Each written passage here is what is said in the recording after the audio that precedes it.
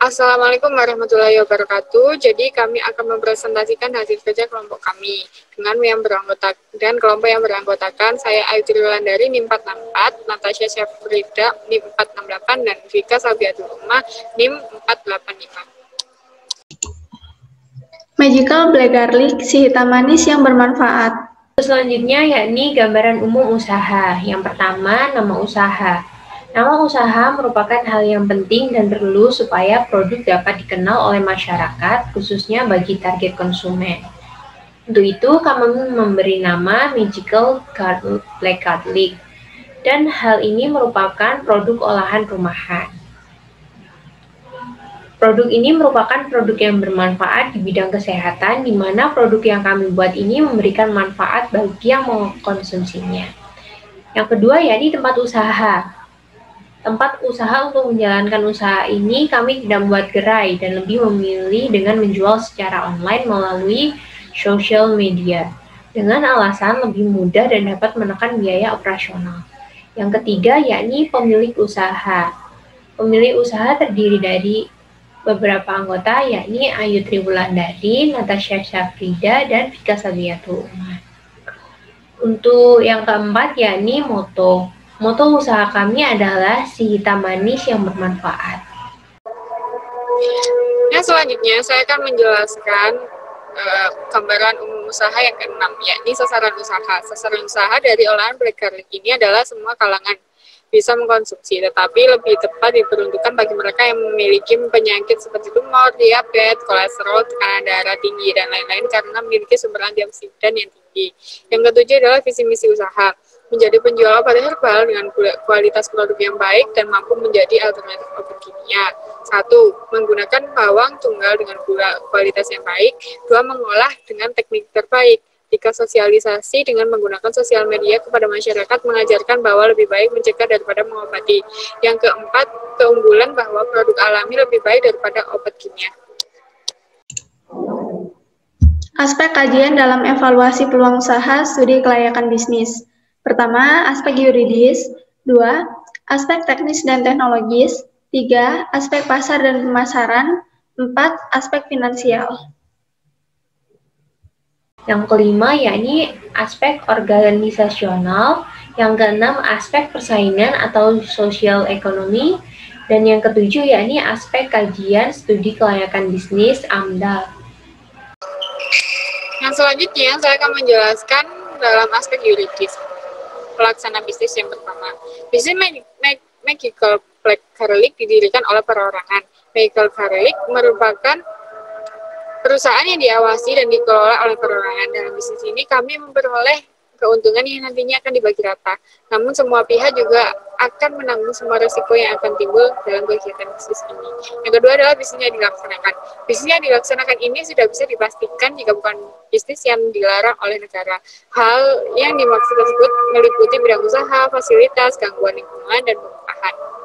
Yang ketiga adalah lokasi bisnis yang akan dilaksanakan. Untuk lokasi bisnis dalam produk Magical Black Garlic sendiri hanya memerlukan tempat produksi saja, karena dalam pemasaran ataupun dalam penjualannya dilakukan melalui media online. Jadi dalam perencanaan wilayah dan juga status tanah sudah dipastikan milik sendiri. Untuk itu sudah pasti mendapat izin dengan yang bersangkutan termasuk masyarakat sekitar. Dan yang terakhir adalah waktu pelaksanaan. Dalam waktu pelaksanaan bisnis juga selalu memperhatikan tinjauan aspek yuridis termasuk izin pelaksanaan proyek bisnis. Aspek teknis dan teknologis. Dalam aspek teknis dan teknologis adalah segi pembangunan proyek dan segi implementasi rutin bisnis secara teknis dapat dilaksanakan. Begitu pula dengan aspek teknologi yang digunakan dalam bisnis Magical Black Garlic ini. Karena dalam pemasaran bisnis ini menggunakan media online dan tidak terdapat marketplace yang offline, maka perihal manajemen operasionalnya akan lebih mudah dan juga lebih efektif serta efisien.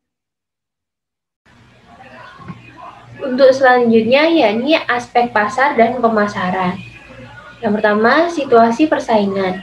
Situasi persaingan di daerah kami mengenai produk obat ini belum banyak yang menggeluti.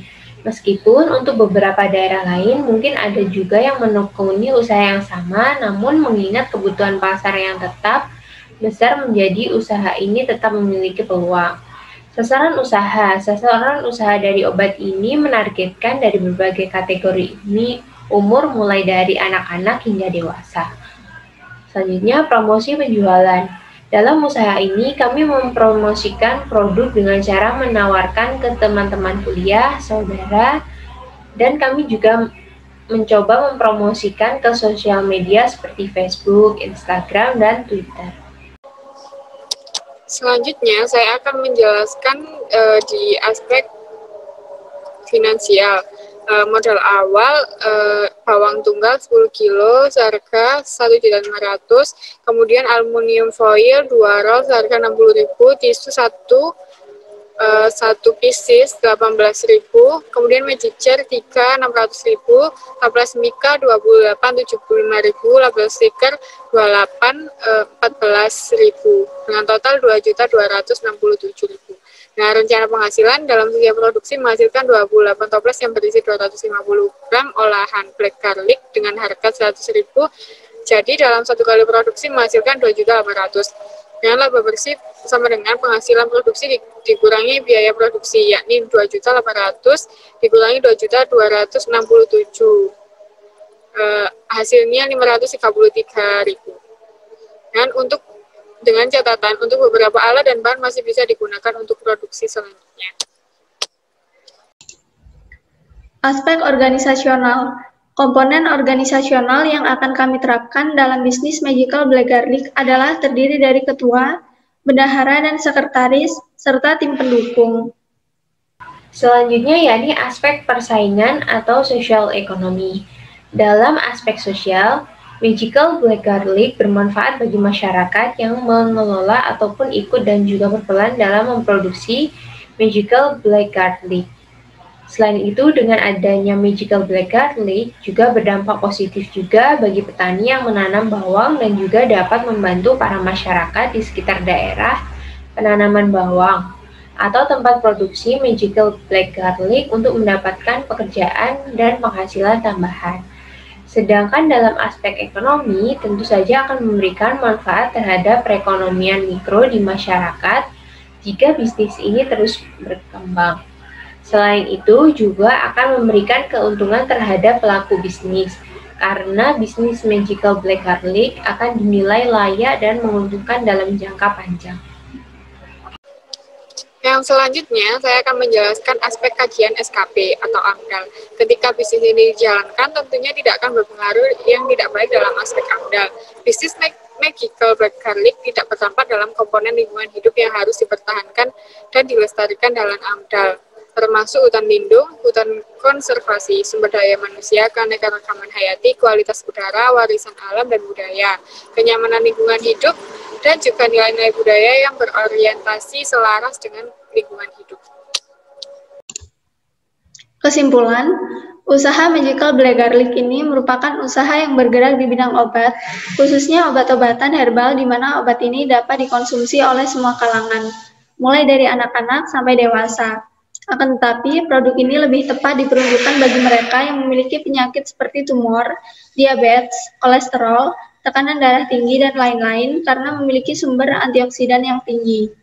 Berdasarkan tinjauan rencana usaha Magical Black Garlic, dilihat dari beberapa aspek kelayakan bisnis seperti aspek hukum, keuangan, AMDAL, teknologi, dan beberapa aspek lainnya, usaha Magical Black Garlic ini dapat dikatakan layak untuk dijalankan, karena telah memenuhi aspek lainnya, yaitu aspek kelayakan bisnis, di mana usaha ini masih jarang dipasarkan sehingga peluang untuk memasarkan produk ke konsumen sangatlah besar.